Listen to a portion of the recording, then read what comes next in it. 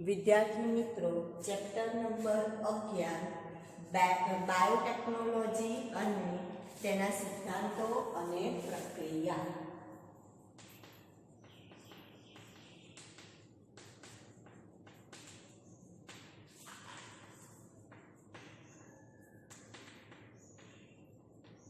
તો સૌથી પહેલા આપણે વાત કરીએ કે બાયોટેકનોલોજી કોને કહેવાય.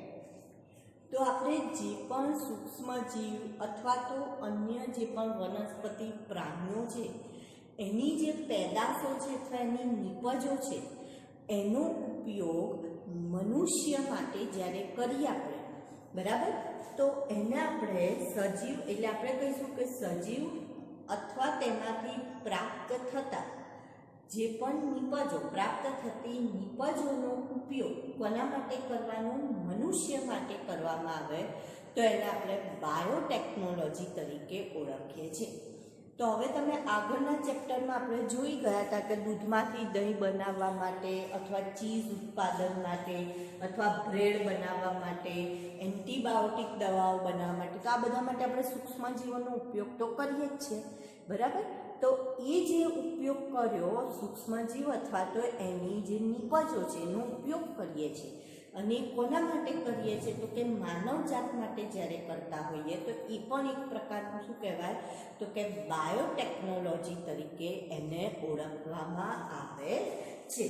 તો હવે આ બાયોટેકનોલોજીમાં આપણે ખાસ કરી જીનેટિકલી મોડિફાઈડ ઓર્ગેનિઝમનો ઉપયોગ કરીશું.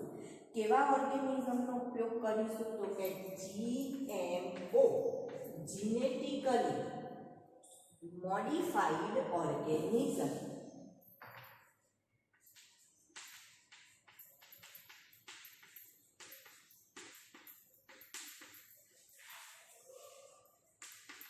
તો આવા ઓર્ગેનિઝમ એટલે કેવા ઓર્ગેનિઝમ? તો જેને આપણે તોડી કરી એમાં કંઈક સુધારો વધારો કર્યો હોય એવા ઓર્ગેનિઝમ, એવા સૂક્ષ્મજીવોનો ઉપયોગ કરીશું.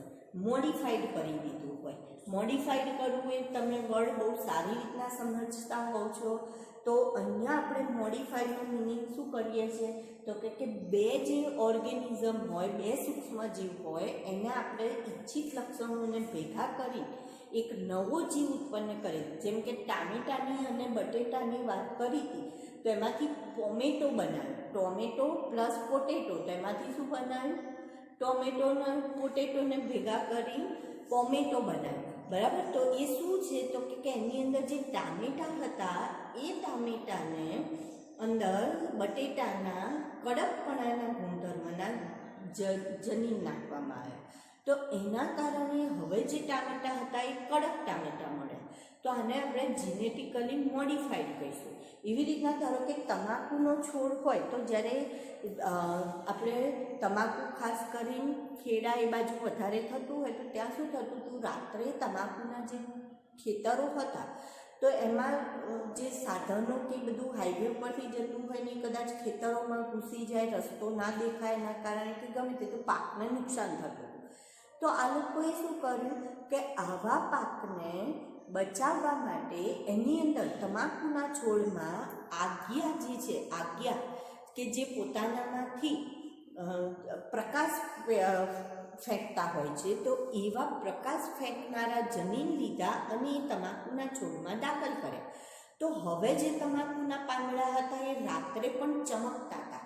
અને જ્યારે રાત્રે ચમકતા હતા તો કોઈને પણ ખ્યાલ આવી જાય દૂરથી કે ભાઈ અહીંયા ખેતર છે, એટલે કે આ બાજુ આ રસ્તો છે નહીં જવા માટે, તો સાધન ત્યાં જાય નહીં.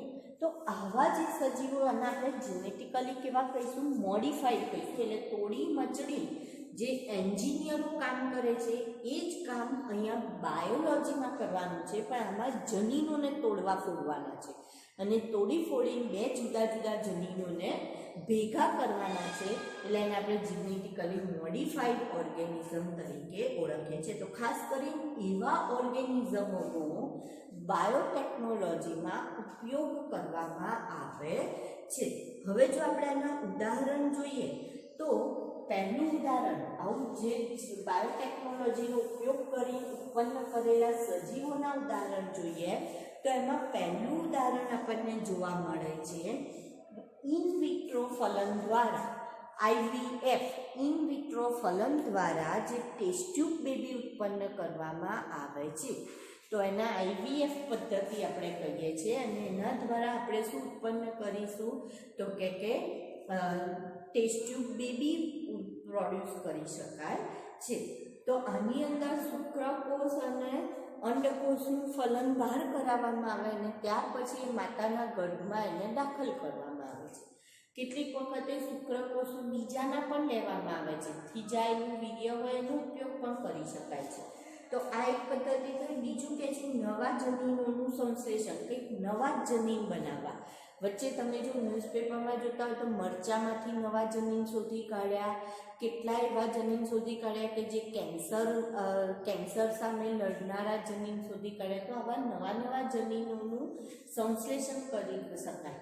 DNA રસી બનાવી શકાય કે જેનો ઉપયોગ કરીને એના શરીરમાં એ DNA દાખલ કરવામાં આવે તો એને શરીરમાં જ્યારે DNA લગતી કોઈ પણ ખામી હોય તો એ દૂર કરી શકાય.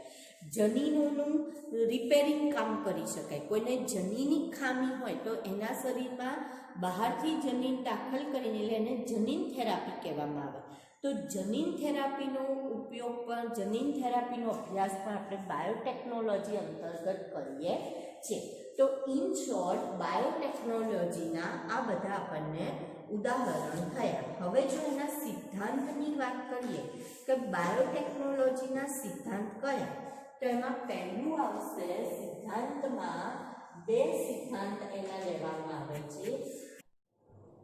સિદ્ધાંતની જો આપણે વાત કરીએ તો સૌથી પહેલાં આપણે વાત કરીશું જનીન ઇજનેરી વિદ્યા. પહેલો સિદ્ધાંત કયો આવશે? જનીન ઇજનેરી વિદ્યા, જેને જેનેટિક એન્જિનિયરિંગ તરીકે ઓળખવામાં આવે. તો જનીન ઇજનેરી વિદ્યામાં આપણે શું કરવાનું છે તો કે 2 જુદા જુદા જનીનોને ભેગા કરવાના છે. ઇજનેરનું કામ શું છે તો કે તોડવાનું ભેગું કરીને કંઈક નવું બનાવવું. તો અહીંયા એ કોને તોડવા ફોડવાનું કામ કરશે તો કે જનીનોને તોડવા ફોડવાનું કામ કરશે અને એમાંથી નવો જનીન ઉત્પન્ન કરશે, જેને આપણે શેના તરીકે ઓળખીએ છીએ? જનીન ઇજનેરી વિદ્યા તરીકે ઓળખીએ છીએ. તો એમાં આનુવંશિક દ્રવ્ય જે DNA અથવા RNA છે એમાં પરિવર્તન કરી શકાય. આની અંદર આ જે ઇજનેરી વિદ્યા છે એમાં જનીનિક દ્રવ્ય DNA અથવા RNAમાં જે પણ પરિવર્તન કરવું હોય એ ફેરફાર કરી શકાય. પછી એ ફેરફાર કરેલું જે DNA હોય એને યજમાનના શરીરમાં દાખલ કરવાનું અને એની કોપી ઉત્પન્ન કરવાની. એ બધું કામ કોણ કરે? જનીન ઇજનેરી વિદ્યા કરે. ત્યાર પછી બીજું છે જૈવ પ્રક્રિયા ઇજનેરી વિદ્યા. જૈવ પ્રક્રિયા ઇજનેરી વિદ્યા. હવે આની અંદર ઇજનેરી વિદ્યા, આની અંદર ખાસ કરીને આપણે જોઈએ તો કેમિકલી પ્રોસેસ થતી હોય છે, એટલે કે રાસાયણિક વિજ્ઞાન આની અંદર સંકળાયેલું છે. તો આમાં શું કરવાનું છે? રાસાયણિક ઇજનેરી પ્રક્રિયામાં આનું બીજું નામ આપણે રાસાયણિક ઇજનેરી વિદ્યા તરીકે પણ એને ઓળખી શકીએ. તો એની અંદર શું કરવાનું છે તો કે એની અંદર જુદા જુદા રસાયણોનો ઉપયોગ કરવામાં આવે. સૂક્ષ્મજીવોને જંતુરહિત માધ્યમમાં ઉછેરવામાં આવે અને એમાંથી એન્ટીબાયોટિક દવાઓ, વેક્સિન્સ બનાવવામાં આવે.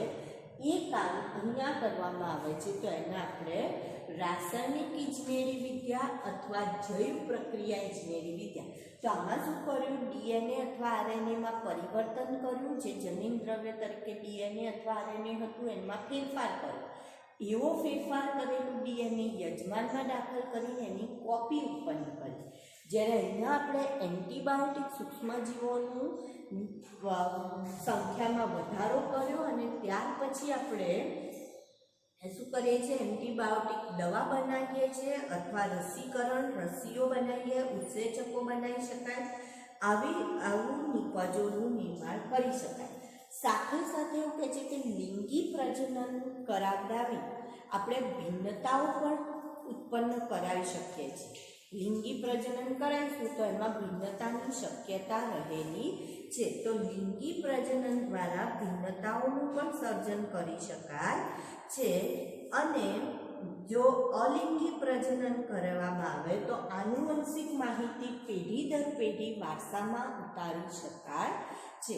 તો આવી રીતના આ ઇજનેરી વિદ્યાનો ઉપયોગ કરી આપણે બે ઇચ્છિત લક્ષણો ધરાવતા સજીવોનું સંકરણ પણ કરાવી શકીએ છીએ. હવે કેટલીક વખત એવું થાય કે કેટલાક ઇચ્છિત લક્ષણ તો મળે છે, પણ સાથે સાથે કેટલાક અનિચ્છનીય લક્ષણો પણ આપણને પ્રાપ્ત થઈ જતા હોય છે કે જેની આપણને જરૂર નથી.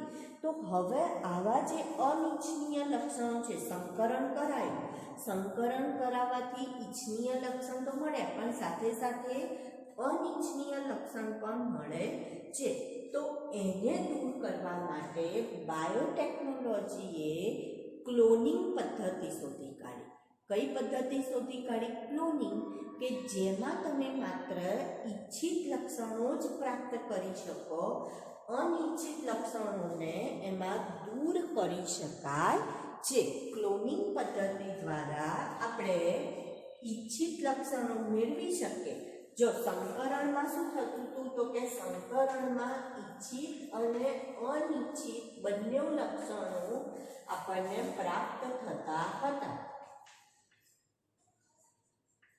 બંને લક્ષણો પ્રાપ્ત થતા હતા કે જે આપણે ઈચ્છતા હતા એવા પણ અને ના ઈચ્છતા હોઈએ તેવા પણ પ્રાપ્ત થતા હતા. પરંતુ જ્યારે ક્લોનિંગ કરવામાં આવ્યું તો ક્લોનિંગમાં માત્ર કયા લક્ષણો પ્રાપ્ત થયા? તો કે ઈચ્છિત લક્ષણો જ પ્રાપ્ત થયા. અનિચ્છિત લક્ષણોને આપણે એનાથી દૂર કરી શકીએ છીએ. તો એ કોને આભારી છે ક્લોનિંગ પ્રક્રિયા? તો કે જનીની ઇજનેરી વિદ્યાને આભારી છે. ક્લોનિંગ પદ્ધતિ જે છે એ અથવા તો જનીનનું સ્થળાંતરણ કરી શકાય. તો આના માટે પુનઃસંયોજિત ડીએનએ તૈયાર કરવામાં આવે છે, જેને પુનઃસંયોજિત ડીએનએ ટેકનોલોજી તરીકે ઓળખવામાં આવે છે. જેને શેના તરીકે ઓળખાય છે? પુનઃસંયોજિત ડીએનએ ટેકનોલોજી.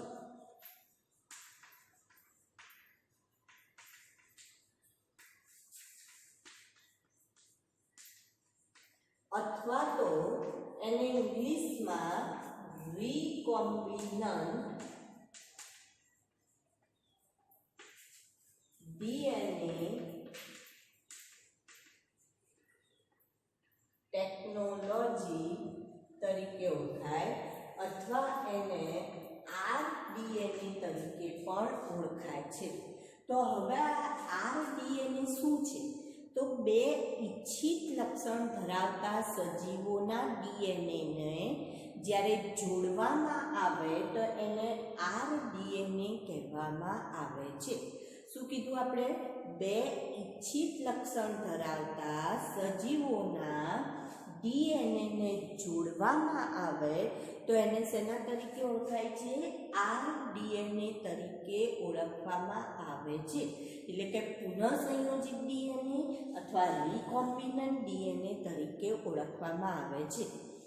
હવે જ્યારે આપણે આવા બે ઈચ્છિત લક્ષણ ધરાવતા ડીએનએને ભેગા કર્યા, એવા ડીએનએને યજમાન કોષમાં દાખલ કરીશું અને જ્યારે આપણે એની કોપી બનાવીશું અને એ કોપીનું વિતરણ કરીશું તો એ જે કોપી બનાવવાની પ્રક્રિયા છે એને પુનઃસંયોજિત ડીએનએ પદ્ધતિ અથવા તો રિકોમ્બિનન્ટ ડીએનએ ટેકનોલોજી તરીકે ઓળખવામાં આવે છે.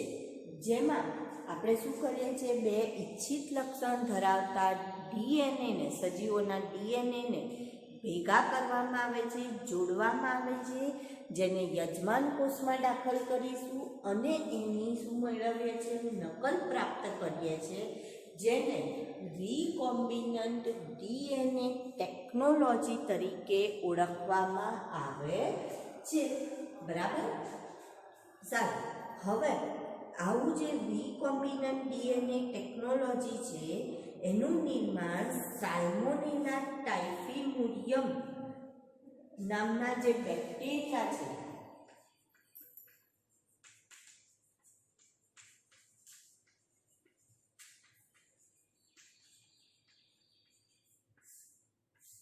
આવા જે બેક્ટેરિયા છે સાલ્મોનેલા ટાઇફીમુરિયમ, આવા બેક્ટેરિયાના પ્લાઝમિડ સાથે એન્ટીબાયોટિક પ્રતિરોધી જનીનના ટુકડાને જોડી આપણે મેળવી શક્યા છે.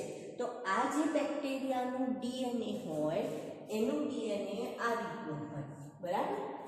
એના ડીએનએ સાથે આ શું છે? સાલ્મોનેલા ટાઇફીમુરિયમ બેક્ટેરિયાનું ડીએનએ, જેને શેના તરીકે ઓળખાય? પ્લાઝમિડ તરીકે ઓળખવામાં આવે છે. જેને શેના તરીકે ઓળખીશું? પ્લાઝમિડ તરીકે. અને એને એન્ટીબાયોટિક પ્રતિરોધી જનીનનો ટુકડો લેવાનો છે. આ છે એન્ટીબાયોટિક પ્રતિરોધી જનીનનું ડીએનએ. હવે જ્યારે આ બંનેના ડીએનએને ભેગું કરો તો ભેગું કરવા માટે આ પ્લાઝમિડમાં શું કરવું પડે? તો કે એને કાપ મૂકવો પડે અને એને કાપી ત્યાં આ એન્ટીબાયોટિક પ્રતિરોધી જનીનને જોડી દેવું પડે.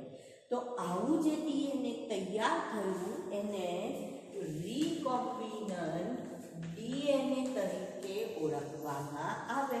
શેના તરીકે ઓળખીશું? રિકોમ્બિનન્ટ ડીએનએ તરીકે ઓળખીશું. અને આવું જે રિકોમ્બિનન્ટ ડીએનએ છે એને આપણે ક્લોનિંગ દ્વારા પ્રાપ્ત કરી શકીએ છીએ. તો જો આ બેક્ટેરિયાનું ડીએનએ હતું, આ એન્ટીબાયોટિક પ્રતિરોધી જનીન હતું. પ્રતિરોધી જનીન એનો મતલબ એ લોકો એન્ટીબાયોટિક સામે શું કરશે? પ્રતિરોધ કરશે.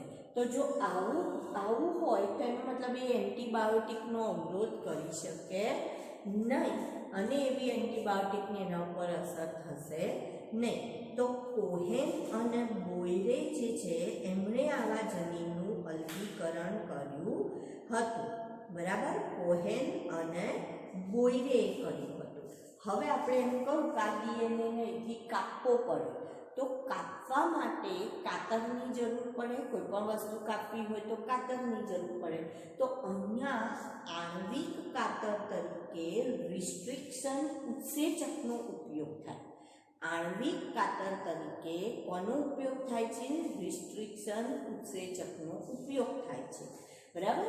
એની મદદથી આને કાપવામાં આવે છે અને કાપી આ બેને જોડવા માટે લાઇગેઝ ઉત્સેચકનો ઉપયોગ થાય. જો આખી પ્રક્રિયા ઉત્સેચકો દ્વારા થાય છે. કાપ્યું એ રિસ્ટ્રિક્શન ઉત્સેચકની મદદથી કાપ્યું અને એને જોડવાનું કામ કર્યું લાઇગેઝ ઉત્સેચકે જોડ્યું. અને આવી જોડેલી કોપીને આપણે શું કરીશું? યજમાન કોષમાં દાખલ કરવામાં આવે છે. શેમાં દાખલ કરીશું? યજમાન કોષમાં. યજમાન તરીકે ઈ કોલાઈ બેક્ટેરિયા પણ લઈ શકો, કોઈ પણ બેક્ટેરિયા તમે લઈ શકો. એમાં દાખલ કર્યું અને એની કોપી બનાવવામાં આવી. તો એવા જે ઈ કોલાઈમાં એન્ટીબાયોટિક પ્રતિરોધક જનીનોની અનેક નકલો આપણને પ્રાપ્ત થઈ, બરાબર. તો ઇચ્છિત જનીન ધરાવતા ડીએનએની પહેલાં ઓળખ કરવાની. આની અંદર આપણે 3 તબક્કા યાદ રાખીએ છીએ આ ફિનોસેન્ટ્રિક ડીએનએમાં. પહેલાં આપણે ઇચ્છિત લક્ષણ ધરાવતા ડીએનએની શું કરીશું? ઓળખ. ધારો કે અહીંયા નક્કી કર્યું કે ભાઈ આપણે સાલ્મોનેલા ટાઇફીમુરિયમનું ડીએનએ લેવું છે અને બીજું કોનું ડીએનએ લેવું છે? તો કે એન્ટીબાયોટિક પ્રતિરોધક જનીનનું ડીએનએ લેવું છે. તો આ બંનેની પહેલાં ડીએનએની આપણે શું કરવી પડે? પસંદગી કરવી પડે, ઓળખ કરવી પડે. ત્યાર પછી તેનો યજમાનમાં પ્રવેશ કરાવવો પડે અને જો યજમાનમાં પ્રવેશ કરાવીએ તો ત્યાં એની જાળવણી કરવી પડે અને એમાં ડીએનએનું સ્થળાંતરણ કરીને ક્લોનિંગની પ્રક્રિયા કરાવડાવવી પડે. હવે આ રિકોમ્બિનન્ટ ડીએનએ ટેકનોલોજી માટે કયા કયા ઉપકરણોનો ઉપયોગ થાય? કયા કયા સાધનોનો? આખી આ જે પદ્ધતિ છે એમાં કયા કયા સાધનોનો ઉપયોગ કરવામાં આવે છે? તો સૌથી પહેલા આપણે જોઈએ તો રિકોમ્બિનન્ટ ડીએનએ ટેકનોલોજીમાં આપણે આ ડીએનએને શું કરવાનું છે? કાપવાનું છે. તો કાપવા માટે આપણને રિસ્ટ્રિક્શન ઉત્સેચકની જરૂર પડશે. શેની જરૂર પડશે? રિસ્ટ્રિક્શન ઉત્સેચકની જરૂર પડે છે. બીજું ઉપકરણ કયું? આ બધા ઉપકરણો છે. જે ઉપકરણો એટલે સાધનો. જેમ આપણે પ્રયોગ લખતા હોઈએ તો પ્રયોગમાં આપણે પહેલાં શું જોઈએ? સાધનો જોઈએ કે નહીં? કે ભાઈ તમે ધારો કે તમે એક સામાન્ય પ્રયોગ કરી રહ્યા છો તો એની અંદર તમને ધારો કે બીકર જોઈએ છે, પાણી કાઢવું છે તો તમારે પાણીનું ઉત્કલન બિંદુ તપાસવું છે તો એના માટે બીકર લેશો, બર્નર લેશો, તો એ સાધન કહેવાય. પદાર્થ તરીકે તમે શું લેશો? તો પાણી લેશો, તો પદાર્થમાં પાણી. તો એવી રીતના આ જે રિકોમ્બિનન્ટ ડીએનએ ટેકનોલોજી અથવા પુનઃસંયોજિત ડીએનએ પદ્ધતિ છે એમાં આપણે કયા કયા ઉપકરણો લઈશું? તો પહેલું ઉપકરણ છે આપણું રિસ્ટ્રિક્શન ઉત્સેચક. કયું ઉપકરણ છે? રિસ્ટ્રિક્શન ઉત્સેચક. કારણ કે એને શું કરવાનું છે? તો કે ડીએનએને એને કાપવાનું છે, માટે એ રિસ્ટ્રિક્શન ઉત્સેચક એ પહેલું ઉપકરણ થશે. હવે જ્યારે એને કાપીએ છીએ તો એના જે છેડાઓ છે એને પોલિમરાઇઝ કરવા પડે. એટલે બીજું ઉપકરણ જોઈશે પોલિમરેઝ ઉત્સેચક. કયો ઉત્સેચક? પોલિમરેઝ ઉત્સેચકનું કામ આવશે. હવે ત્યાર પછી આપણે જેટલું પ્લાઝમિડ જોઈશે ને, તો પ્લાઝમિડ એને વાહક તરીકે પણ આપણે ઓળખીએ છીએ. શેના તરીકે ઓળખીશું? પ્લાઝમિડને વાહક તરીકે.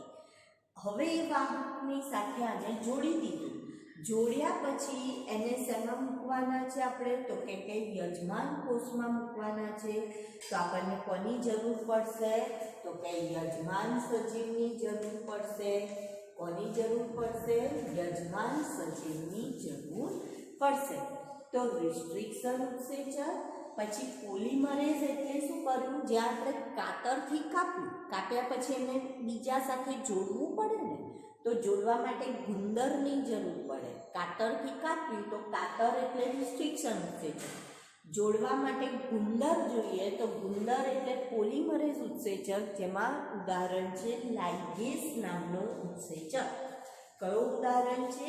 લાઇગેસ નામનો ઉત્સેચક. હવે એ લાઇગેસ ઉત્સેચક જોડશે એટલે તૈયાર થઈ ગયા વાહક તરીકે. એ જોડવાનું કામ કરશે, વાહક સાથે જોડશે. વાહક તરીકે આપણે પ્લાઝમિડ લઈએ છીએ. વાહક તરીકે શું લઈ શકાય? પ્લાઝમિડ લઈ શકાય, અથવા બેક્ટેરિયોફેજ વાયરસ પણ લઈ શકાય. ત્યાર પછી એને આપણે શું કરીશું? યજમાન સજીવમાં દાખલ કરીશું. તો યજમાન તરીકે આપણે બેક્ટેરિયાને પસંદ કરી શકીએ. યજમાન તરીકે તમે બેક્ટેરિયાને પસંદ કરી શકો છો, અથવા તો યજમાન તરીકે આપણે બીજા જુદા જુદા સજીવોને પણ પસંદ કર. ખાસ કરીને મોટાભાગે યજમાન તરીકે બેક્ટેરિયા કેમ લેવાના? તો કે એ ઝડપથી ગુણન પામે છે, માટે આપણે બેક્ટેરિયા લઈ શકીએ છીએ. હવે એનાથી આગળ આપણે રિસ્ટ્રિક્શન ઉત્સેચકનું કાર્ય જોઈએ કે ભાઈ રિસ્ટ્રિક્શન ઉત્સેચકો કઈ રીતના કામ કરશે. તો સૌથી પહેલું તો આ જે રિસ્ટ્રિક્શન ઉત્સેચક છે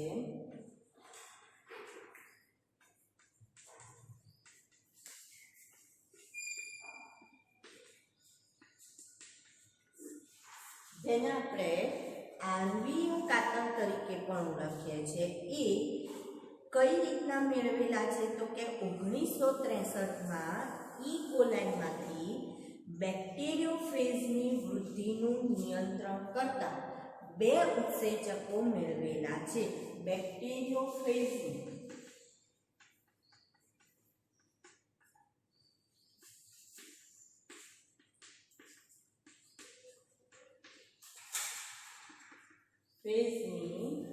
વૃદ્ધિ.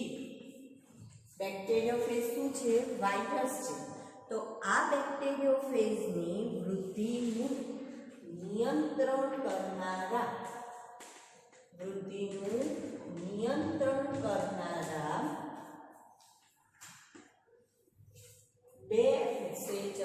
બે પ્રકારના ઉત્સેચકો મેળવેલા છે।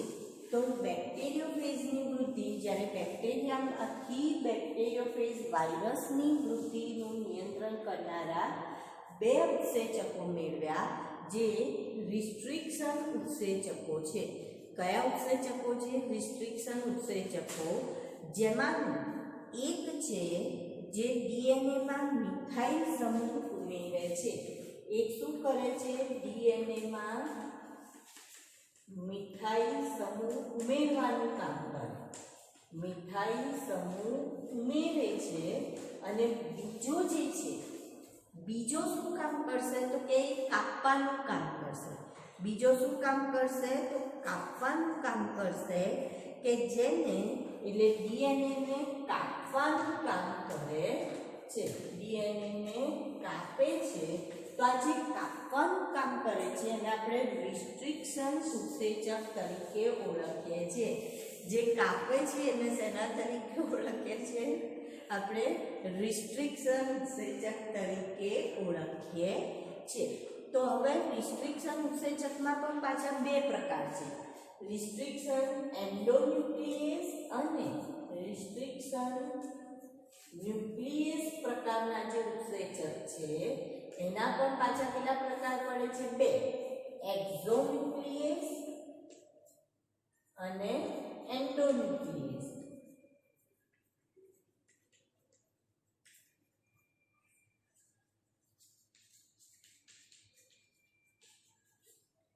એક્ઝોન્યુક્લિયસ જે છે એ છેડા ઉપરના એક્ઝો કર્વન, જે છેડા ઉપરના જે પણ ન્યુક્લિયોટાઇડ હોય એને દૂર કરવાનું કામ કરે। છેડા ઉપરથી જે ન્યુક્લિયોટાઇડ હોય એ દૂર કરવાનું કામ કરે। અને એન્ડોન્યુક્લિયસ એ ડીએનએમાં ચોક્કસ સ્થાને કાપ મૂકવાનું કામ કરે। ડીએનએમાં ચોક્કસ સ્થાને કાપ મૂકવાનું કામ કરે। હવે આ જે ન્યુક્લિયસ, રિસ્ટ્રિક્શન ન્યુક્લિયસ પ્રકારના જે ઉત્સેચક છે એ બેક્ટેરિયામાંથી બનાવવામાં આવે છે અથવા મેળવવામાં આવે છે। અને એના ઉપરથી લગભગ 900 જેટલા આપણને આવા ઉત્સેચકો મેળવેલા છે, જે 230 જેટલી પ્રજાતિમાંથી મેળવેલા છે। અને એમાં એનું નામ કઈ રીતના આપેલું છે? તો કે એને બેક્ટેરિયાના નામ ઉપરથી ઇકો R1 આવું નામ એક જે છે એને આવું નામ આપેલું છે, ઇકો R1। એનો મતલબ એવો થાય, ઇકોલાઈ બેક્ટેરિયાની પ્રજાતિ R માંથી મેળવવામાં આવે અને પહેલો ઉત્સેચક છે રિસ્ટ્રિક્શન, એટલે રોમન લેટર એને 1 નંબર આપેલો છે। આ રીતના એને શોધવામાં આવ્યા છે અથવા બનાવવામાં આવે છે। સૌથી પહેલો જે રિસ્ટ્રિક્શન ઉત્સેચક બનાવ્યો છે એનું નામ છે HIND2। સૌથી પહેલો જે બનાવેલો છે એનું નામ શું છે? HIND2। આ રિસ્ટ્રિક્શન ઉત્સેચક છે જે સૌથી પહેલો મેળવવામાં આવેલો છે। અને ડીએનએ ન્યુક્લિયોટાઇડના વિશિષ્ટ ક્રમ ઉપર આધારિત છે, એટલે 6 બેઝ જોડ ક્રમ હોય ત્યાં એક કાપ મૂકવાનું કામ કરશે। હવે આપણે જે આ એન્ડોન્યુક્લિયસની વાત કરી, તો એન્ડોન્યુક્લિયસ કઈ રીતના કાપ મૂકે છે એની વાત કરીએ આપણે। તો એવું કહે છે કે એન્ડોન્યુક્લિયસ એ ડીએનએની જે શૃંખલા છે એ શૃંખલા પેલિન્ડ્રોમિક શૃંખલા છે। કેવી શૃંખલા છે? પેલિન્ડ્રોમિક। પેલિન્ડ્રોમિકનો મતલબ એને બંને છેડેથી વાંચો તો બંને છેડેથી સરખું જ વંચાય છે। જેમ કે આગળથી વાંચો એટલે 5 ડેશથી 3 ડેશ વાંચો કે 3 ડેશથી 5 ડેશ, તો બંને તરફે કેવી વંચાશે? સરખી। તો પેલિન્ડ્રોમિક ન્યુક્લિયોટાઇડ શૃંખલા તરીકે જેને આપણે ઓળખવામાં આવે, તો ધારો કે આપણે જોઈએ તો આ રીતની એક શૃંખલા આપણને જોવા મળશે। તો એની સામેની શૃંખલા આપણે જોઈશું, તો જીની સામે શું આવશે? સી, એની સામે ટી, ટીની સામે એ, જી। તો વાંચો GAA TTC। અહીંયા વાંચો GAATTC. તો આમ જોઈએ છે કે આમ જોઈએ છે, બંને બાજુ આપણે સરખી રીતના વાંચી શકીએ માટે એને પેલેન્ડ્રોમિક શૃંખલા કહેવાય. તો પેલેન્ડ્રોમિક ન્યુક્લિયોટાઇડ શૃંખલામાં કાપ મૂકવાનું કામ એન્ડોન્યુક્લિયસ ઉત્સેચક કરે. હવે આમાં બે રીતના કાપ મૂકી શકે. જો એ એક્ઝેક્ટલી સપોઝ અહીંયા વચ્ચે કાપ મૂકે છે તો એના કારણે આમાં બે રીતના થશે. તો એના કારણે બુઠ્ઠા છેડા પ્રાપ્ત થશે. કઈ રીતના? તો કે બે બાજુ શૃંખલા સરખી કપાય છે. જેમ કે અહીંયા જોઈએ તો અહીંયા આપણે જોઈશું કે GAA 3 આ બાજુ, TTC આ બાજુ, CTT આ બાજુ 3 અને આ બાજુ AAG. તો 3 નું જૂથ પડી ગયું. તેનો મતલબ આવા છેડાને બુઠ્ઠા છેડા કહેવાય. જો એન્ડોન્યુક્લિયસ આ રીતનો કાપ મૂકવાના બદલે અહીંયા કાપ મૂકે છે તો શું થશે? તો હવે અહીંયા જોઈએ તો આવા છેડાને ચીપકુ છેડા કહેવાય. એવા છેડા કહીશું ચીપકુ અથવા સ્ટીકી એન્ડ. પેલા બ્લન્ટ હતા, આ કેવા સ્ટીકી એન્ડ, અને અહીંયા બ્લન્ટ એન્ડ. બરાબર. હવે સ્ટીકી એન્ડનો મતલબ શું થશે? તો અહીંયા જોઈએ તો અહીંયા G' એકલો રહી જશે, આખી જગ્યા ખાલી પડી જશે અને એની સામે આ બાજુ AATTC જોડાઈ જશે. બરાબર. જો એની સામે નીચે તરફ જોઈએ તો નીચે તરફ G એકલો આ ભાગ ખાલી રહેશે અને અહીંયા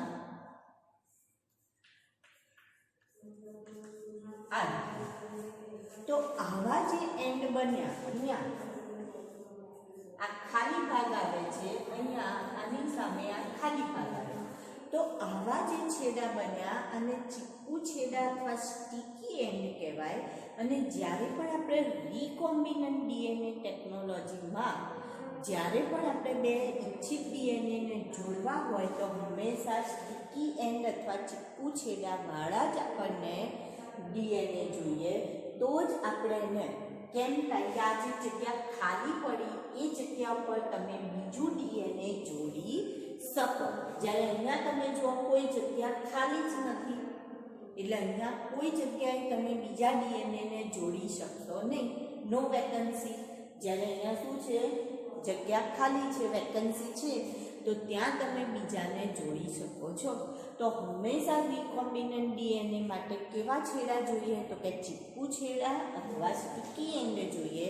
તો આ રીતના આપણે DNAને કાપવા માટે આણ્વીય કાતર તરીકે રિસ્ટ્રિક્શન એન્ડોન્યુક્લિયસ ઉત્સેચકની મદદથી એને કાપી શકીએ છીએ.